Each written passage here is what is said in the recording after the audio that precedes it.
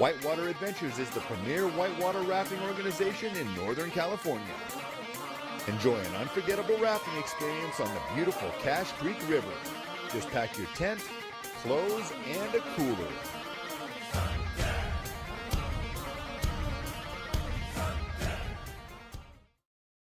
Okay, so I am here with the former boxing... Lightweight world champion. Oh, lightweight. I thought it was, for some reason, I thought it was junior welterweight. No, I fought a lot at junior welterweight, but to become world champion, I got down to lightweight. Yeah. Eliza Olson. Okay, so I'm here with the former lightweight champion of the world, Eliza Olson, our local girl. And we're just going to talk a little bit about her life, her pedigree with her grandfather, Carl Bobo Olson. And so tell me about growing up. And so I grew up in San Bruno, California, born in Redwood City, California, which is not too far from San Bruno. I'm pretty much a peninsula girl or Bay Area girl. My grandfather was a world champion. And I was raised pretty much like an athlete. My dad was a Vietnam vet, and my grandmother, in fact, my grandfather's wife was a contortionist and trapeze artist in the circus. And so I come from a pretty athletic background. And then my mother, she's Latina, and my family were very hard workers, you know, Mexican and Spanish. My grandfather was a plumber. So I did what both of my grandfathers did. So one was a plumber and one was a boxer. So sometimes I wish one of them was a doctor, but that didn't happen. So I kind of went to the school of hard knocks, you know, being a plumber and a boxer. Yeah. Nice. Local 38 in San Francisco, union girl. So yeah. Yeah, and so your grandfather was a world champion boxer as well. Yeah. And he, you know, we'll get into him a little later, but he's Portuguese and Swedish. Yeah, Portuguese and Swedish. Yeah, and grew up born and raised in Hawaii. Yeah, born and raised in Hawaii, yeah. My father was born in Hawaii also. Oh, okay. Yeah, so, I didn't know that. Yeah. So he used to, so in the 40s, when he started boxing, he was very young, and he used to fight a lot of the guys that were in the Navy and stuff like that on the boats. And a lot of the naval guys. And so my grandfather was a pretty tough character, and they called him the Kalihi Kid. He like would go through many guys, just sparring guys on the boat, and he would knock a lot of the guys out. So. And he even acquired a fake ID so he could fight professional, right? Yeah, he did. So. And then after 3 fights, they found out, and they're like, hey, stop. Right. But, so and they sent him back. They sent him back to Hawaii, and then he got 2 tattoos on his arms. Yeah. And then he came back and had a few more fights. So kind of went back and forth a few times. Yeah. And those are kind of iconic tattoos, is, you know, from the information I got, he was known for those 2 tattoos. Right? Yeah. Yeah. Well, it was kind of before the whole tattoo thing, right? Yeah. So it was, I mean, I think in Hawaiian culture, tattoos are kind of like a normal thing. But like, I mean, he's a Portuguese, Swedish guy, but he had those 2 tattoos, and it was so that he could look older, so he could fight. And so, yeah. And so it's kind of funny. My grandfather was a very classy man. I felt like he had like this beautiful deep voice, and he like always dressed to the T, and he always smelled good. And he was very, for as tough as he was very loving with his grandchildren and his sons and stuff like that. He's a serious family man. Wow. He had a big family. Yeah. So. And it's and a huge influence on your life. Yes, a huge influence on my life.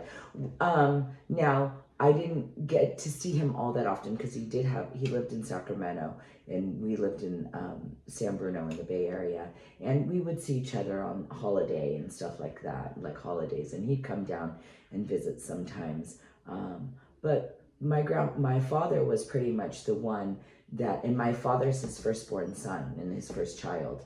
And so my father was always around him. And so I have all kinds of stories about him and my grandfather going to Newman's and him watching all the fighting and the sparring and the training and stuff like that. And my father really looked up to his father. Growing up, there was always a heavy bag and speed bag in my garage, and I felt like he always taught me how to take care of myself because I was a female, and I have a younger sister, Sarah Olson, and and he'd always teach us how to throw a jab right hand, and keep our elbows in and our hands up, and if someone comes at you, how to throw a good one too, and never throw the first punch. I was really taught that, like never start the fight but finish the fight.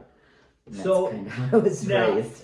since you bring up the garage boxing gym, right. So there's a story that says that because the kids used to come by, and neighborhood kids, and two boys came by, and they started playing around on the bag, and you went to your father, and you're like, they don't know how to hit the bag, right? Yeah. And he says, show them how to do it, right? And I guess you stepped up to the bag, and the boys ran out and never came back. Yeah. Well, pretty much that, and then pretty much like he was training two boys, and I won't say their names because it's not nice. I mean, they just didn't have that fire that I had. Like, I think that it's genetically inside you. So like, I don't know, the speed bag especially, like he would try to have them hit the speed bag, which I think is such an important part in boxing, is the speed bag. People think it's just for show, and it's eye-hand coordination, and it's also the rhythm of boxing. Boxing has a rhythm. It's kind of like a heartbeat, It's the speed bag, it's the sound of the speed bag, it's the double end bag,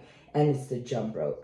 And it's kind of like the waves, and it's kind of a heartbeat, and it's a certain sound in boxing, and it chokes me up because I love it.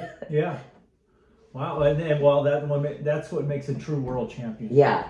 It just hits me in my heart. Like, I don't know what I would do without the damn sound, Wow. It's like, and you're tearing up right now. This is beautiful emotions. I really, I feel honored to be here. Thanks. I'm truthfully have a big heart. Like, as much as I could, fight, like I have like this huge heart where I really feel things passionately, so that's where the tears come from. Yeah, no, and that's good because it's all about passion. Mm-hmm. We have this one life to live, right? When you have these passions and you're able to get emotional about things and feel it in your heart, right? So it's like, hey, I'm gonna lovingly kick your ass in this ring right now. Right? Yeah, exactly. And that's the whole part of boxing that I've always loved is it's kind of like you're like a child and you learn all these things, and I'm the coach, and I'm kind of like the parental kind of person, and I give you all this information, and it's your job to go in there and do what I ask you to do, and I can't come in the ring with you and do it. I can yell from the side and give you all the emotional support and love to get you there, and then once you get between those ropes, it's on you now, and that's what I love about boxing, and I feel that it's really important for kids and adults and certain people that have gone through trauma and things. I think that it really helps work shit out. It helps you realize that you get these tools in life, whether it be to make rent and to feed your family and to learn love and do all these things, and you either use them correctly or you don't use them correctly. And boxing is one of those real raw things that when you get inside, if you don't use the tools that I've taught you, you get your ass handed to you. Yeah. And it's a quick karmic thing. It's not like this thing you have to wait for, it's like you either listened and you learn and you execute, or you don't. Yeah. And I love that about boxing. And I think that once you learn that, it's like, oh, this is why I'm learning this, or this is why I'm doing this in life, and this is going to work. Otherwise, sooner or later, it'll bite you in the ass if you're screwing up, Yeah. And I've had those times in my life also, and because I'm a knucklehead. I'm a hardhead, I like to do it Eliza's way. Eliza's way is not always the right way. But it's Eliza's way. It is my way. It is my way, and I admire that about people, right? And when the opportunity came up to interview you, and how I heard my friend Jason talk about you and the stuff I read, I knew in my heart, I'm like, oh, this is I want to do this. I Oh, really yeah. want to do this podcast because I want to give you that medium because you have a story to tell, which is an amazing story. Oh, right? it's a great story because it's really like the Whale Rider. Like if you ever seen that movie, it's like I was the female out of all kinds of males in my family, out of all kinds of grandchildren. You know, my grandfather had 2 families going at the same time, and so there was a lot of us. And I was the one to become a world champion, and it was kind of like it was always the boys, you know, Portuguese family, like Hawaiian, Portuguese, it's the Portuguese, you know, we're like the boys, and they would go into the garage and they would box, and there was always like a story to tell, and someone was doing this or that, you know, and the girls kind of stayed off to the side, and I would sneak down and like hide behind the car and like listen to the boys talk about whatever they were doing. And they were renegades too, you know. My grandfather was in San Francisco, like he was, you know, pretty well known. There was a lot of stuff that went on, you know, with the boys in my family. You know, he was a Teamster rep. He's a Teamster, yeah. So you know, he did work for them and stuff like that during the whole union thing. So like my family goes way back in the unions on both sides. So it was kind of funny. So I kind of like, I always felt like I had to prove that I had the cojones or I had the balls to do, you know, I always say ovaries to the wall instead of balls to the wall, because I felt like I was just as rugged and tough and had as much heart than any of the boys. You know, I was a champion in a lot of the sports I played even, you know, played all the way. Okay, so well, kind of, how was your upbringing up into high school? Did you ever get in any trouble? Were you a little troublemaker? Were you getting in any fights? So my dad's a Vietnam vet, and it was not easy, you know, being raised with a Vietnam vet. My dad was as loving. I mean, he came from Hawaii, so you know, I got dirty lickings when I screwed up. You know, like I told you, my dad was always into. You don't throw the first punch, but you finish it. And I played football with the boys on the, you know, schoolyard, and they'll tell you, I mean, I drug boys into the end zone, you know, hanging off me until I was about 11 years old, until, you know, hormones started. I was like stronger than all the boys. Like I would knock them out, crack them, and, you know, have guys remember the time you knocked out my tooth or whatever, because I knew how to fight, you know, and I wasn't scared to fight, you know, but I wasn't a bully. Like I'm really like one of those people that don't like injustice. So like I was very like hung out with people that might not be the coolest or the strongest. I didn't like bullies. They didn't really do well around me. You know, and the cool kids, the cool kids suck. Right? they were like, but I was always. I don't think I was a cool kid, but I was athletic. Yeah.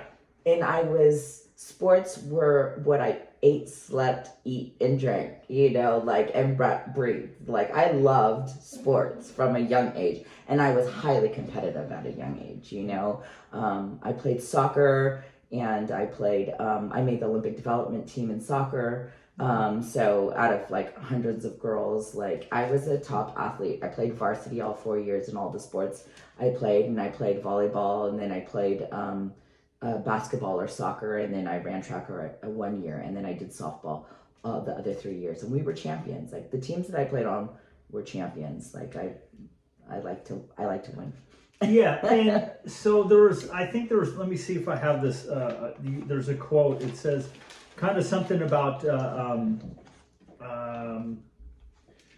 boxing. It's like.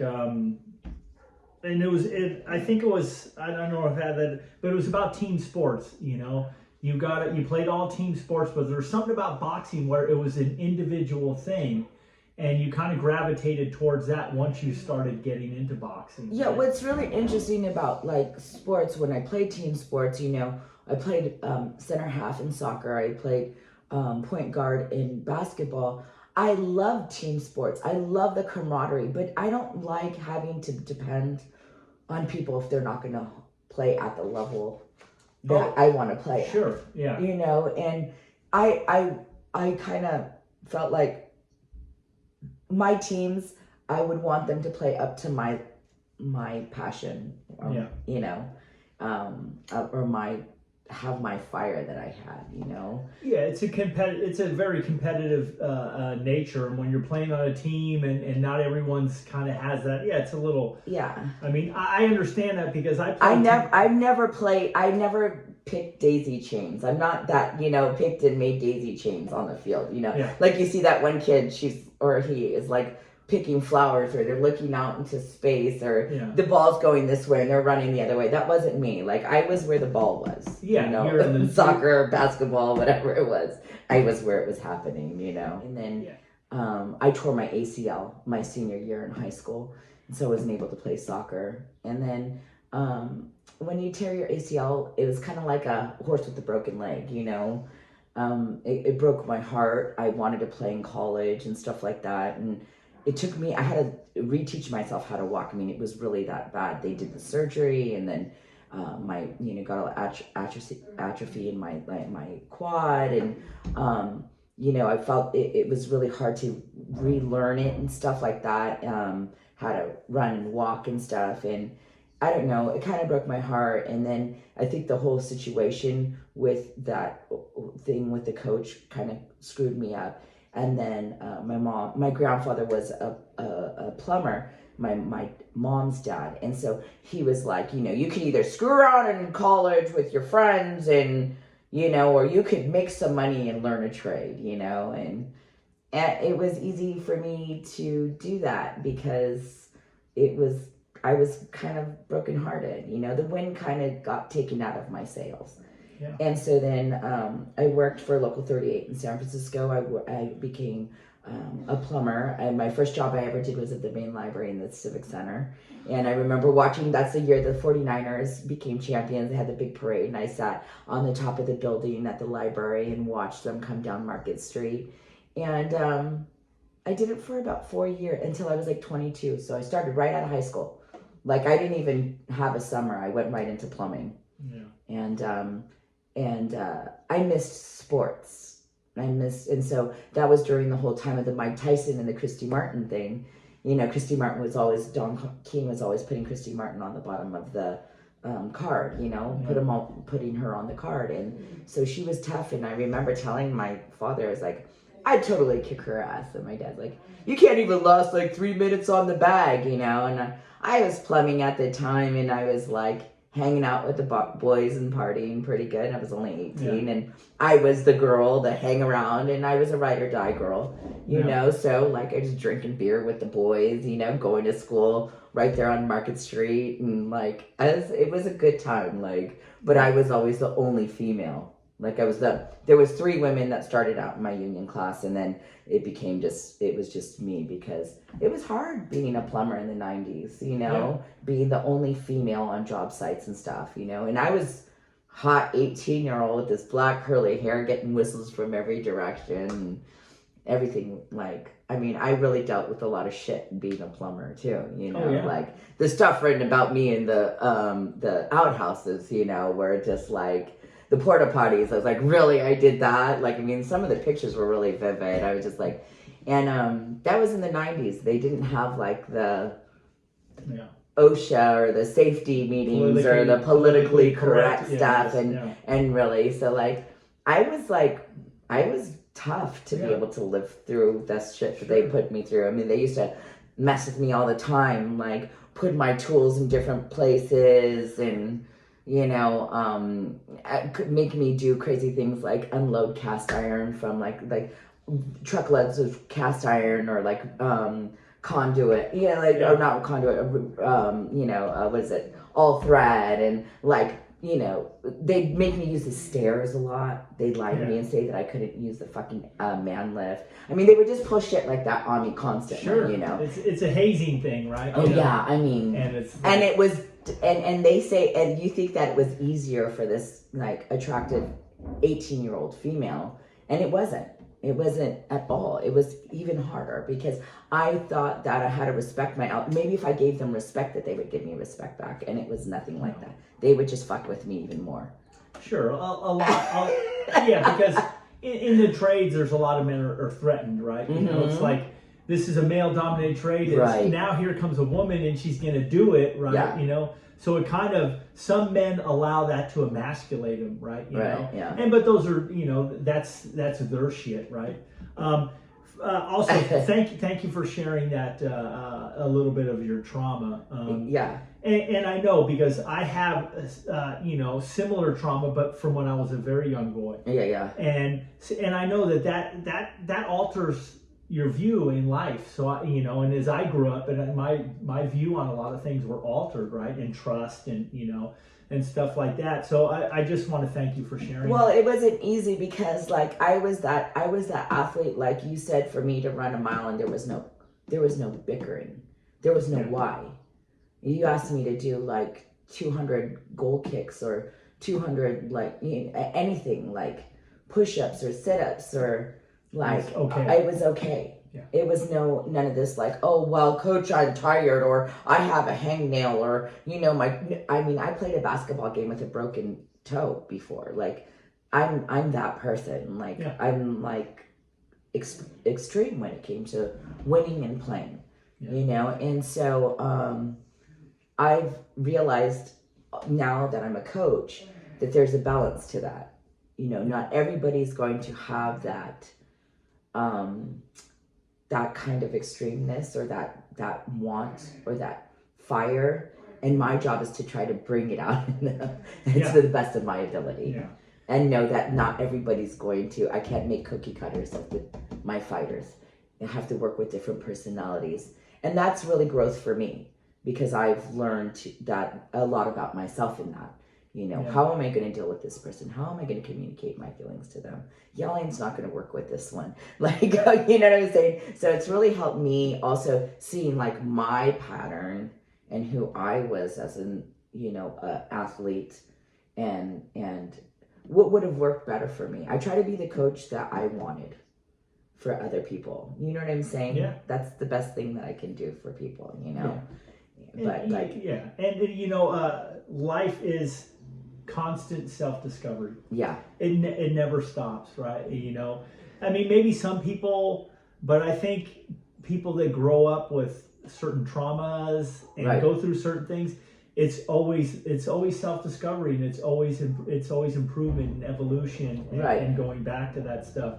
And that's interesting. Okay, so when did you really start training? Because you were plumbing, so when did that come? You're like, hey, I could get her, and your dad kind of challenged you. Did you start getting in the ring? What happened was I got laid off. They were using me for quotas often in the union. That was during the 90s, so it was that quota thing. So they needed a woman, and I fit two things. I was Latina, and I'm a female. Yeah. So I worked for many different companies in San Francisco, which was great. Like I loved it. I mean, I have stories for all of them. I mean, I worked for FW Spencer. I mean, I worked for some big companies, JW McClanahan. I worked for Schramm. I worked for Egan Plumbing, which I really loved.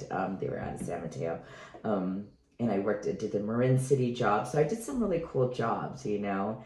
And I just felt like it was all like, it was a learning experience with all of them. But then it was hard because I felt like I was like really good with a company, and then they'd lay me off, and then they would put me with, you know, another company. And so finally I went up to, I remember I went up to Larry Mazzola Sr. and I told him, I said, hey, Mazzola, I said, and he goes, hey, how you doing, kid? And I was like, you know, I'm sick of being used for quotas. Get me in with the San Francisco Water Department.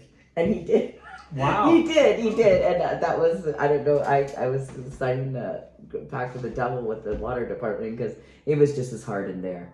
You know, jackhammering and digging all day. And then, you know, it was like, you know, the Irish, you know. Sure, the old boys club. The old boys club. And then they had me and like the guys that were not in the old boys club. We'd be up in Potrero Hill and the shale and the dirt, the clay, Sure. like jackhammering and digging all day. And if you were in the old boys club, you were down here in the avenues in the sand doing shorts, not having to go blow like giant like long things through the thing. But I mean, it is what it is, and I lived through that too. And I truthfully believe that my uppercut was really good from jackhammering and digging all the time. Really? Like I was just like, oh my God, I was constantly that jackhammer, like I was just picking it and then digging, digging like those longs. They always put me on longs, and then we have to like blow through this galvanized pipe underneath the ground so that we could put our service, because they put me on the service crew, and to like put our services through from one side of the street to the other on like these big long streets. And so it made me tough. Yeah. It made me tough and rugged, even more tough. So it was like, I have to look at it like, and be grateful for what it did for me. Sure. And not be like, oh, that's happened to me. Like, I'm not that person. Yeah. Like, you kick me, how did they say? Like, you throw me out to the wolves and I'm going to come back leading the pack. Yeah. It's just how I am. Yeah. Like, I'm pretty resilient. Yeah, and it's going through life not being the victim. Yeah, exactly. Like, I am not the victim, I'm the survivor. Yeah, exactly. And so like, so then I got laid off, and then I started boxing over there with Eugene Jackson. He was a UFC fighter, and he in Redwood City. My dad found him at a Gladiators in Redwood Gladiators City. in Redwood. Yeah. And then so I spent a little time with him, and my dad let me train with him, and I would go there while I was laid off and train every day, and it was great. Eugene was a very good like strength and conditioning coach and boxing coach. Yeah. I mean, he was really good for me. And then he'd let me spar all the guys, and he'd let me hang out with we'd hang out at it was old Kennedy Trucking. It was right there off of Arguello, and that's where I first started boxing with Eugene Jackson. And he really helped me out a lot. He was really a good coach. Taught me about my legs, and having my legs underneath me used to make me run stairs and do these different drills like squats, walking squats and all this different stuff. So. And then after that, I went to a thing for my grandfather at the Blue Moon, I think it was, in San Francisco, and I met Gina Guidi. And then I started going to King's Gym. And that's where I really started working sparring and stuff like that. And I knew Pat from the Sunset. Irish Pat Lawler, yeah. And we sparred a few times, and then Frank, this guy, Frankie G, another guy from King's Gym, and then of course me and Gina was a fucking animal. She was the middleweight, and she hit me so hard. I remember sparring like I saw a double out of one of my eyes, and I didn't want to tell anybody because I'm that person. I remember having to close my eyes when I hit the close one eye when I hit the speed bag, because I saw 2 speed bag. I mean, she hit me that hard, like right here on top of my head. And and then I liked it. I liked fighting. Like I liked being in the ring,